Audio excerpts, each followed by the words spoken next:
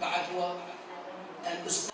بمناسبة الذكرى السنوية لولادة سيدة العفاف والطهارة العقيلة زينب عليها السلام، أن يكون يوم ولادتها يوم العفاف العالمي، وبالتعاون مع معهد السيدة زينب للدراسات الدينية ندوة فكرية تحت عنوان سيدة العفاف زينب نموذجا، ليكون منطلقا لكل العفاف بمفهومه الواسع. في هذه الندوة الفكرية الدينية الزينبية أكدنا على عدة نقاط في جانب العفاف الزينبي، وأيضا عن الأمور التي تخص التواصل الاجتماعي واستهداف هذه الثلة الزينبية. وأيضا أكدنا على نقطة أساسية، وهي كيف تكون المبلغة الزينبية وأدائها وحيزها في المجتمع. قام مجمع المبلغات الرساليات في واسط الكوت ندوة فكرية بالتعاون مع معهد السيدة زينب.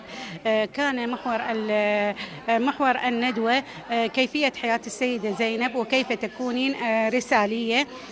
كانت عبر أسئلة وحديث للشيخ الفاضل، وكلما ارتدى الإمام الحسين رداء والده الإمام علي عليه السلام في مواجهة الباطل، ترتدي السيدة زينب عباءة أمها الزهراء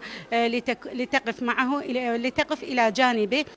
يهتم هذا الحفل بالشخصيات العظيمة والقيم النبيلة التي تهدف لإيجاد التوازن في المجتمع بين الدعوة إلى الخير والعفة والصلاح، وبين السلوكيات المنحرفة والانحدار الأخلاقي، ليكون يوم العفاف الذي جسدته العقيلة زينب بأسمى صوره. يحتفل مجمع المبلغات الرساليات في محافظة واصل بذكرى ولادة السيدة زينب عليها السلام، هذه السيدة العظيمة الذي كانت صوت الإمام الحسين عليه السلام، فهي كانت صورة الإمام الحسين في قلب امرأة، فمهما تكلمنا عنها لا نعطيها حقها عليها السلام. الله أكرم زينب بالعلم والمعرفة والشجاعة والفصاحة. حضرنا هاي الندوة للمشاركة بيوم ولادتها، والمفروض على كل امرأة تعرف زينب وتعرف المرة به، لأن هي رمز للعفاف وللصبر، لأن هي قدوة المفروض تكون لكل النساء. وقد أقمنا هذه الندوة الفكرية بهذه المناسبة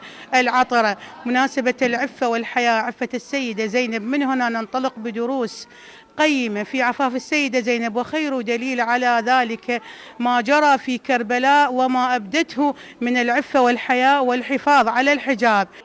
بتخصيص يوم سنوي باسم يوم العفاف لما يحظى به هذا السلوك الإنساني والسماوي النبيل بأهمية في صلاح الأمة وازدهارها. بهاء زهير، قناة النعيم، محافظة واسط.